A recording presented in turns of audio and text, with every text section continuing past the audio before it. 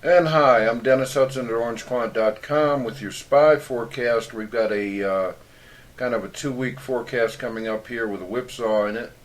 And while this logo continues here, it'll be off inside of a minute.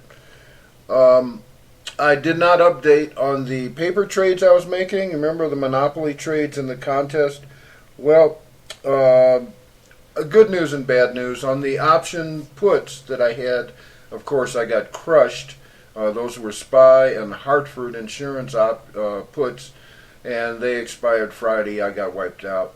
On the straight up short positions, however, on those two, I'm looking good. I believe I'm now positive on the, I can't remember which is which now. I guess I'm positive on the Hartford, but I think I'm still down on the SPY. Anyway, so I do report when I'm losing, okay? And right now I'm just waiting for some clear signals. Okie dokie, here's our forecast.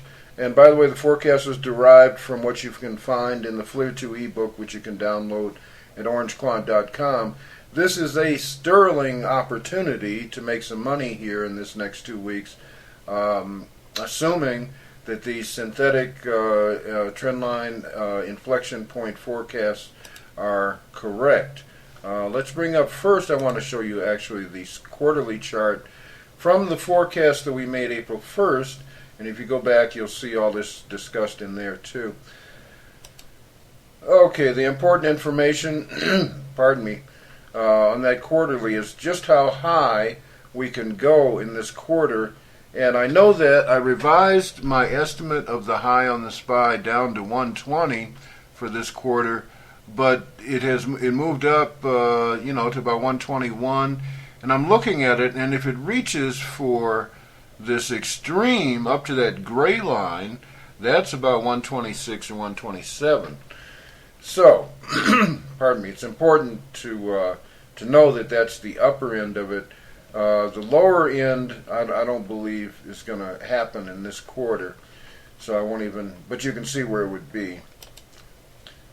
Okay, here's the weekly. The blue candle at far right has not happened yet. That's next week. And as you can see in that earlier forecast on April 1st, those last two pink bars for the week, those are weekly bars. I called those both as inflections. If you go back and listen to the video. And so far it looks correct that at least last week was an inflection, and that this week has already shaped up to be an inflection as well.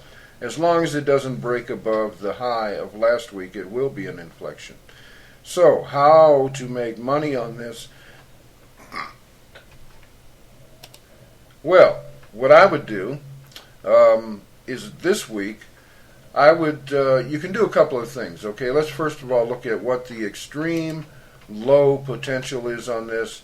I'm going to mark this with a tiny pink trend line. This is this week. We're talking about an extreme low here of close to 115.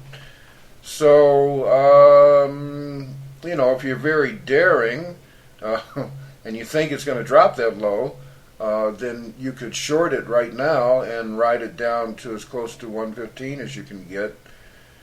The other way to go at this, and by the way, the best way to do it would be to wait this week for some time for it to get up close to the high of last week, or as close as it can get, because the forecast says it cannot exceed the high of last week. It has to be a lower high this week.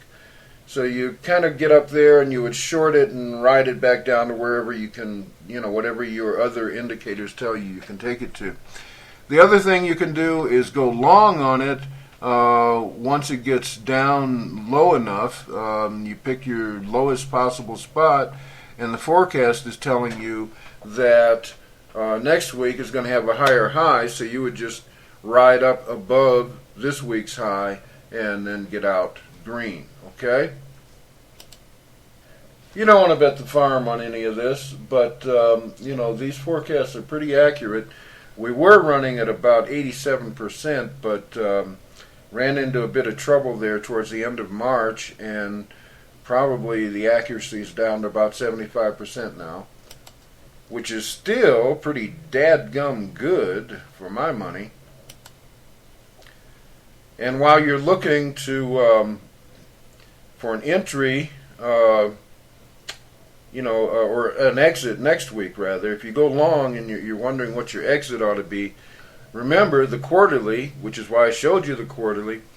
The upper end of that can be as high as 127, I believe we said. So you want to be careful about that and make a clear-headed decision.